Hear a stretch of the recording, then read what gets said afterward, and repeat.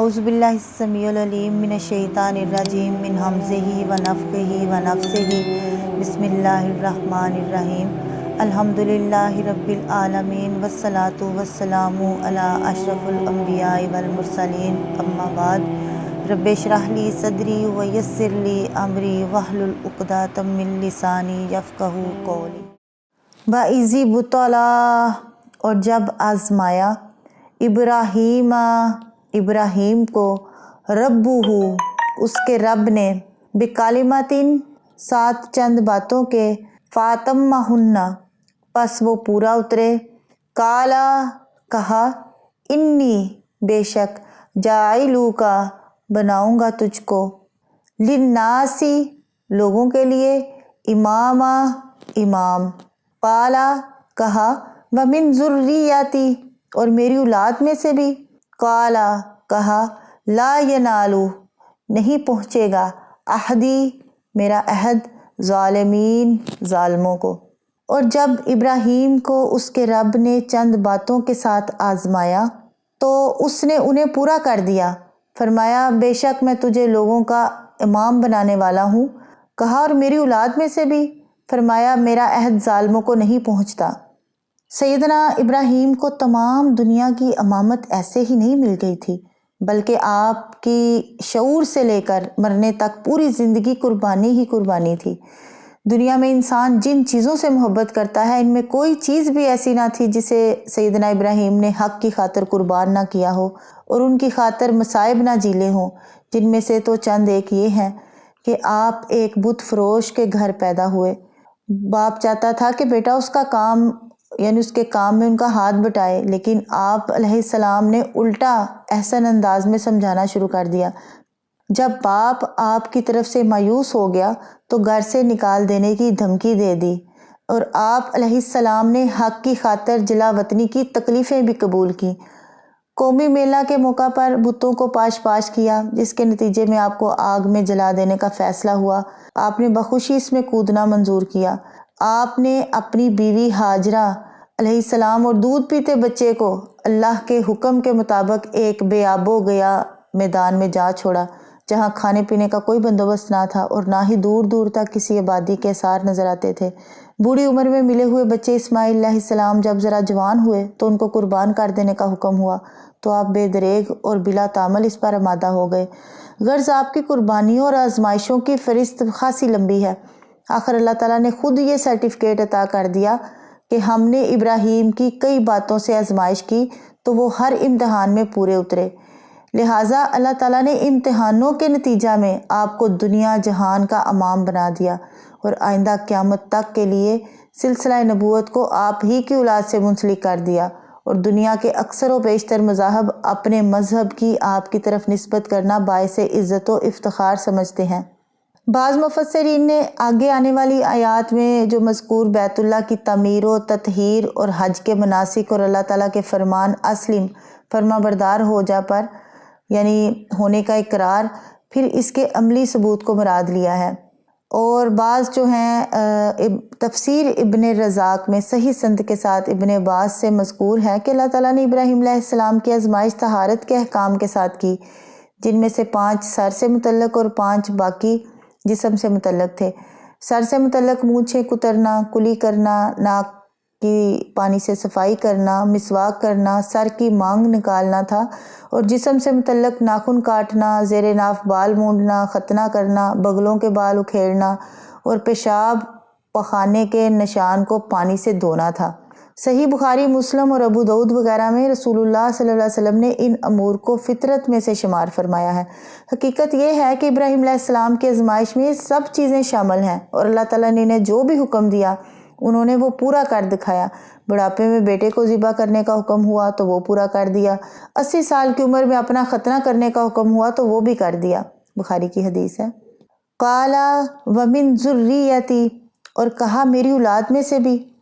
اچھا، امامت کا جو وعدہ ہے وہ صرف تمہاری اس اولاد سے تعلق رکھتا ہے جو صالحہ ہوگی، ظالموں اور گناہ گاروں کے لیے ایسا کوئی وعدہ نہیں۔ یہی سے یہود کے اس عقیدہ غلط کی تردید ہو گئی جو وہ سمجھتے تھے کہ ہم چونکہ پیغمبروں کی اولاد ہیں اس لیے ہمیں آخرت کا عذاب نہیں ہوگا۔ تو اللہ تعالیٰ نے آپ کی دعا قبول فرمائی، مگر اس کے ساتھ ہی نے یہ بتا دیا کہ تمہاری اولاد میں سے ظالم لوگ جو ہیں وہ اس نعمت سے سرفراز نہیں ہوں گے۔ وائز اور جب جعلنا البیت بنایا ہم نے بیت اللہ کو مصابتاً جگہ للناسی لوگوں کے لیے وامنن اور امن والی، یعنی ایسی جگہ جہاں لوگوں کے لیے لوٹ کر آنے کی اور سراسر امن بنایا۔ واتخذوا اور پکڑو من مقام ابراہیم ابراہیم کو مصلی نماز کی جگہ۔ وعہدنا اور عہد لیا ہم نے الی ابراہیم ابراہیم سے واسماعیل اور اسماعیل سے ان طہرا یہ کہ پاک کرنا بیتیا میرے گھر کو للطائفین طواف کرنے والوں کے لیے والعاکفین اور اعتکاف کرنے والوں کے لیے والرکع السجود اور رکوع کرنے والوں اور سجدہ کرنے والوں کے لیے۔ اور جب ہم نے اس گھر کو لوگوں کے لیے لوٹ کر آنے کی جگہ اور سراسر امن بنایا، اور تم ابراہیم کی جائے قیام کو نماز کی جگہ بناؤ، اور ہم نے ابراہیم اور اسماعیل کو یہ حکم دیا کہ تم دونوں میرے گھر کو طواف کرنے والوں اور اعتکاف کرنے والوں اور رکوع کرنے والوں اور سجدہ کرنے والوں کے لیے پاک صاف رکھو۔ مصابتاً یہ صابہ یصوبو یعنی لوٹنا اس سے ہے، یعنی لوٹ کر آنے کی جگہ۔ لوگ بار بار اللہ کے گھر کی طرف لوٹ کر آتے ہیں، کبھی ان کا دل نہیں بھرتا۔ تو دوسری خصوصیت یہ کہ اسے سراسر امن والی جگہ بنا دیا۔ جاہلیت میں بھی آدمی اپنے دشمن کو دیکھتا مگر اسے کچھ نہ کہتا،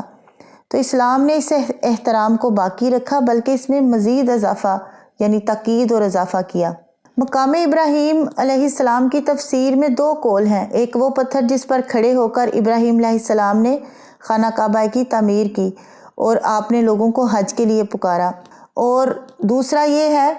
کہ صحیح مسلم میں حجۃ الوداع کے واقعہ میں جابر رضی اللہ عنہ سے یہ ذکر ہے کہ نبی صلی اللہ علیہ وسلم طواف سے فارغ ہوئے تو مقام ابراہیم کی طرف آئے اور یہ آیت پڑھی واتخذوا من مقام ابراہیم مصلی، پھر مقام ابراہیم کو اپنے اور بیت اللہ کے درمیان کر کے 2 رکعتیں پڑھی، تو جیسا کہ حاجی لوگ پڑھتے ہیں۔ تو صحیح بخاری میں ہے کہ مقام ابراہیم کے پاس نماز پڑھنے کا مشورہ عمر رضی اللہ عنہ نے دیا تھا، جس کی موافقت اللہ تعالیٰ نے فرمائی، بخاری کی حدیث ہے۔ عمر رضی اللہ عنہ کی موافقات کی تعداد 18 ہے۔ دوسرا قول جو ہے نا وہ تفسیر عبد الرزاق نے صحیح سند کے ساتھ جو ہے نا ابن عباس رضی اللہ عنہ کا ہے کہ مقام ابراہیم سے مراد مقام حج ہے، یعنی حرم اور عرفات، جہاں ابراہیم علیہ السلام نے حج میں قیام کیا۔ چنانچہ اہل علم فرماتے ہیں کہ طواف کی 2 رکعتیں حرم میں جہاں بھی پڑھ لے درست ہے۔ طہرا بیتیا یعنی پاک کرنا میرے گھر کو، تو اس سے یہ ہے کہ مسجدوں کو صاف ستھرا رکھنا اور روشنی کا انتظام کرنا یہ نہایت فضیلت والا کام ہے، جس کا اللہ تعالیٰ نے اپنے رسولوں کو بطور خاص حکم دیا۔ تو یہاں صفائی سے مراد جو ہے وہ صرف ظاہری صفائی نہیں بلکہ باطنی صفائی بھی ہے، کہ اس گھر میں مشرک لوگ نہ آنے پائیں جو اللہ کے علاوہ دوسروں کو بھی پکارنا شروع کر دیں اور اسے گندہ کر دیں۔ اور مساجد کی صفائی کے لیے بہت زیادہ حدیثیں جو ہے نا وہ ہمیں ملتی ہیں۔ سیدنا انس رضی اللہ عنہ سے روایت ہے، کہتے ہیں کہ نبی اکرم صلی اللہ علیہ وسلم نے فرمایا مسجد میں تھوکنا گناہ ہے اور اس کا کفارہ اسے دفن کر دینا ہے یا صاف کر دینا ہے، بخاری کی حدیث ہے۔ سیدنا ابو ہریرہ رضی اللہ عنہ سے روایت ہے، فرماتے ہیں کہ ایک کالی عورت مسجد میں جھاڑو دیا کرتی تھی، وہ مر گئی۔ آپ نے جب اسے نہ دیکھا تو لوگوں سے اس کا حال پوچھا، انہوں نے کہا وہ مر گئی۔ آپ صلی اللہ علیہ وسلم نے فرمایا تم نے مجھے کیوں نہ خبر کی، چلو اب اس کی قبر بتاؤ۔ پھر آپ اس کی قبر پر گئے اور نماز پڑھی، بخاری کی حدیث ہے۔ طہارت سے مراد کوڑا کرکٹ سے صفائی ہی نہیں بلکہ بت پرستی اور شرک کی تمام نجاستوں سے بھی صفائی ہے، کیونکہ طہارت سے مراد کوڑا کرکٹ سے صفائی ہی نہیں بلکہ بت پرستی اور شرک کی تمام نجاستوں سے بھی صفائی ہے، کیونکہ طواف، اعتکاف، رکوع اور سجدہ اللہ کے سوا کسی کا حق نہیں۔ مشرکین مکہ کو توجہ دلائی جا رہی ہے کہ تمہارے باپ کو کیا حکم دیا گیا تھا اور تم نے عین کعبہ میں بت لا کر کیسی فرما برداری کی۔ وَإِذْ قَالَ اور جب کہا ابراہیم ابراہیم نے ربی جعل اے رب بنا ہاذا اس شہر، ہاذا بلدن اس شہر کو، आमिनों अमन वाला, वर्जुक और रिज़्क दे, अहलहू इसके अहल को,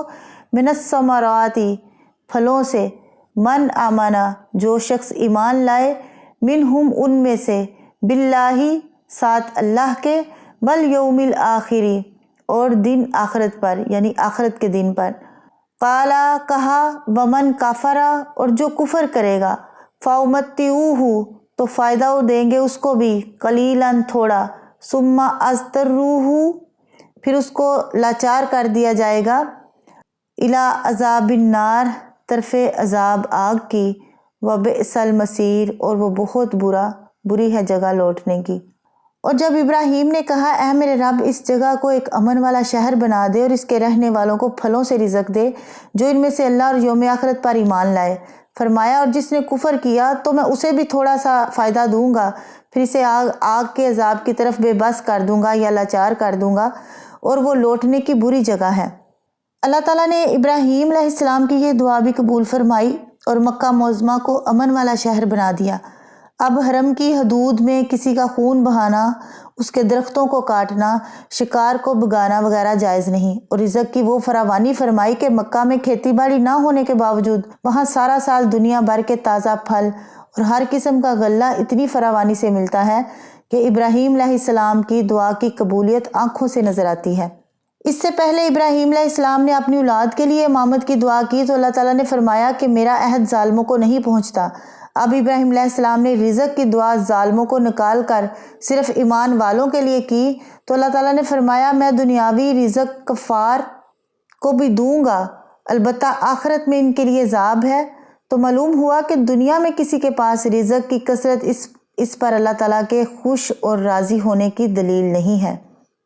आखिरु दवाना अनिल हम्दुलिल्लाहि रब्बिल आलमीन।